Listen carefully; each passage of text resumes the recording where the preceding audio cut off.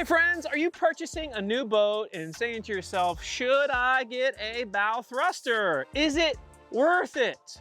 Well, people like them, but the question is, should they spend the money? And Professor, in this video, because we've both used boats with and without it, we're gonna talk about our experience and we'll hopefully answer this question as to whether or not you should also have a bow thruster.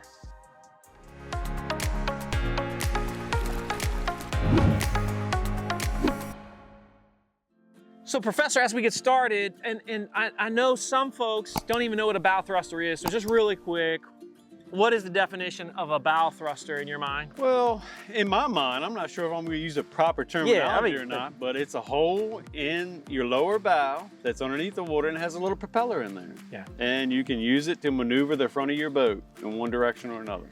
So generally, you don't have that capability because you're turning the boat from the stern in most cases, Right. from however many engines you have. So when you add that bow thruster, now you can actually turn from the front of the boat versus the stern of the boat, or the bow of the boat in this context, right? Yeah. Now, one of the biggest reasons why somebody wouldn't, or the main reason why people don't get a bow thruster, of course, is money, That's right? Expensive. And they are expensive. I don't know what you've seen, but in most cases, we're talking thousands of dollars additional. A minimum of thousands. Yes, yeah, it could easily, you know, in that 5 to 15 range. And if it's a big sport fish, it's gonna get even more so than that. You almost never see the sport fishers with it. You see a lot of the center console and production boats with it in that, let's say that 25 to 40 range, or 25 to 45 of that production boat range, simply because there's a few different reasons. What would you say is the biggest benefits to someone getting a bow thruster? For those that are watching, we're gonna actually take it in the water and we're gonna play around with this so you can see the difference, but what would you say those benefits are? The biggest benefit is maneuverability in tight areas. And some of the bigger boats that have a single engine in them do have bow thrusters, and it's the only way that they can dock their boat, you know what I mean? Because a lot of those boats do not turn in reverse. Right, so if you've got a, let's say, in the context of a sport fisher, if you have a single screw, you probably want to have a bow thruster at that point. Otherwise, it's almost a necessity. Yeah, it'd be very, very difficult to dock it otherwise, especially if it's really tight situation. Some of the like 70 and 80 footers that have twin engines still have bow thrusters because there's a lot of factors, a lot of wind drag on those boats. Yeah, you know, make a big difference. Yeah. So for the masses, right, for the folks that are getting that, you know, 20 to 40 foot boat and they're thinking about a bow thruster, what would you say the different advantages are? So you could dock it easier, that's definitely one, right? What else would you say are the benefits? Well, just like that day when we were fighting that big eye tuna. It's a big one here. You know, there was several instances where that fish was going crazy. We get up to the boat and your motors, and we're going to hit on this too, they're really close together on this tiger crab. So when you try to engage one in forward, engage one in reverse, it's really not responsive, and the cabin's pretty tall. So if the wind's blowing at all, you also have that push on the cabin. So I used that bow thruster a lot that day when we were fighting that fish. So we had literally a 240 pound big eye that we were hooked up with, and it was straight up and down. Yeah. And it wanted to constantly go under the props and under the boat. Right. Now, normally, if you were just using the outboards to turn us, to spin us, it would have been slower and more difficult, to your point, because the closer the outboards are, right, the less rapid that it will spin. Correct. And so there were moments where we probably would have lost that fish had you not been able to put us on the quick spin. Would you say that's accurate? I would say, and I think I actually overheated your bow thruster that day. You did, because it wasn't you, it was just depending on how the electrical is set up with the bow thruster, it can overheat, you know, because they're not meant to like stay on for like long periods of time, like I was using it. Yeah, it's usually bumps and whatnot. And that day we had to use it a few times really hard because that fish was just, it seemed like the smartest fish I've ever ever dealt with. And we were new to it too. I'm not saying that we exactly did everything right, you know what I mean? But we did what it took to get that fish in the boat. Yeah, and we got what in the it boat. took. And that was a great day. That was the day that got us. Well, you were already hooked, got me hooked, and then we were just messed up for life. So so it's going to help us dock better to have a bow thruster. Yeah. It could help us maneuver better with a fish. Yep.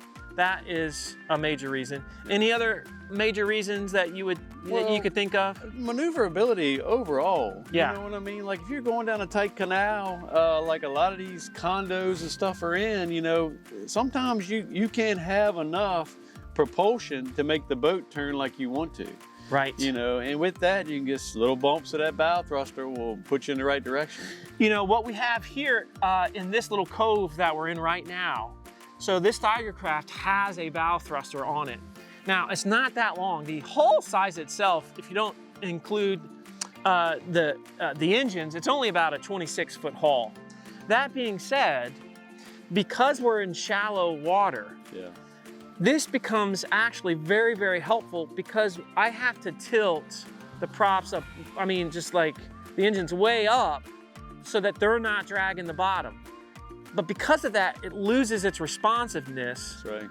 And so having the bow thruster actually makes it a lot easier in this location to be able to spin and maneuver when I couldn't do that so much because, like I said, the props aren't far enough in the water to make that same type of impact. That's right. And not only just here at the dock, if you got in a scrape somewhere in some shallow water, Yeah. same exact thing. You came up on a shoal that you didn't know was there and you had to trim your motors up, but you wanted to swing your bow away from the shoal, you know, bow thruster swings it right on away. All right. You know? So we're gonna go out in the water. We're gonna show you how it works and show some of the differences of just spinning with just the outboards and show you the difference of doing that with the bow thruster and the difference that'll make. Yeah. All right. All right, so Professor, let's try a spin now with just the props. We're gonna do a full spin and we're gonna see how long this takes. All right. Port's gonna go in reverse. Starboard's gonna go in forward. We're gonna add a little bit of throttle. We got a little bit of wind that's helping us on the start of this turn.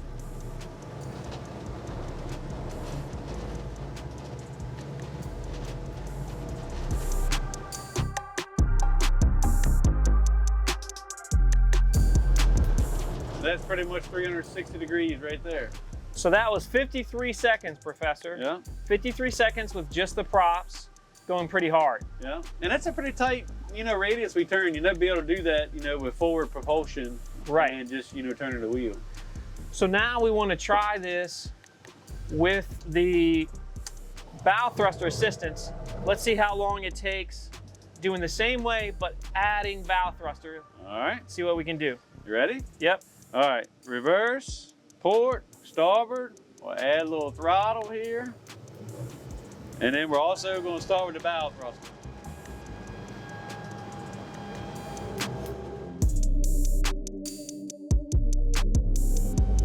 And that's pretty much 360 degrees. So that was 35 seconds. Yeah.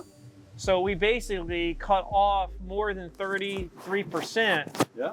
of our turn time simply because we have the bow thruster. Yeah. Not like they would necessarily do that, I mean, in the real world, but you never know, and it just shows you how much quicker you can move around. And when it comes to fishing though, and maneuvering with a fish, what we just showed, that's when it's really, really helpful. That's right. Yep. And see now the wind is pushing against the bow. Wanted it to go to our port here, but we can sit here with this bow thruster and keep it right side to the wind if we wanted to. Right. So Professor, let's go ahead and bring it back to the dock into the slip and see how we use the bow thruster in that instance. All right. Without a bow thruster, I don't know if I could do this. We've got no water depth. We've got a rock wall that you can see from above that prevents us from doing what we want to do. The water itself is extremely shallow, so we've got to have our engines tilted a good ways up, and so therefore we don't have the maneuverability. So now I'm just going to give it a little, as it's coasting in, I'm evening it up.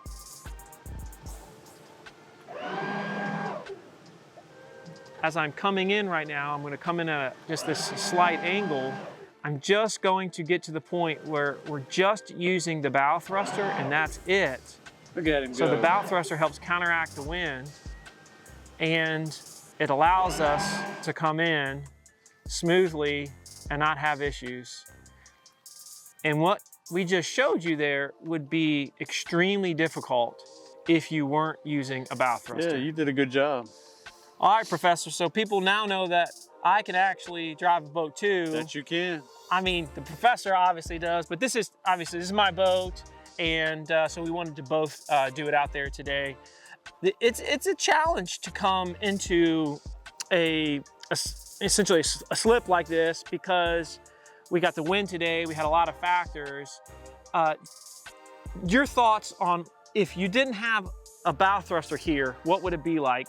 Well, it would be terrible. You'd have to come in with a lot more speed and authority, you know, to get the boat in there. And it doesn't leave a lot of room for error. You know what I mean? With that bow thruster, you were able to just coast up to the dock and bump it. You know what I mean? So if things got out of control, you didn't have a lot of speed, you could correct. And that's the main thing that I've taken from today. Yeah, so hopefully you're taking something from this as well because, you know, you're thinking about this new boat and you're saying, man, I've already put 100,000 into it, 125, 150. Do I want to put another 5, 10, 15? You say, it's just a bow thruster. You might think, hey, people will tease me if I have a bow thruster. I'm telling you. People will tease you worse if you look like a fool trying to dock your boat. That's exactly right. And I know it has saved me a few times, and it gives you an opportunity to learn your boat better and to get better with using the engines to steer versus just using the bow thruster. But there's times like you saw today where you can just use the bow thruster. It makes all the difference on a windy day like we've had here. And hopefully this helps you. Hopefully this channel helps you. That's what it's all about. That's why it's called Saltwater Fishing University. We hope you come fishing offshore with this guy right here, Captain Ron Edwards. Just visit speechlesssportfishing.com and it's going to be an amazing 2024 with all the trips and booking trips already. We're booking for bluefin charters. We're in late February. We're booking for just regular yellowfin charters. You know, April and May and June and July. It's just going to be a great year. So we want you to come join us. Community's growing, and we just appreciate you very much. So until the next time, everyone, stay salty.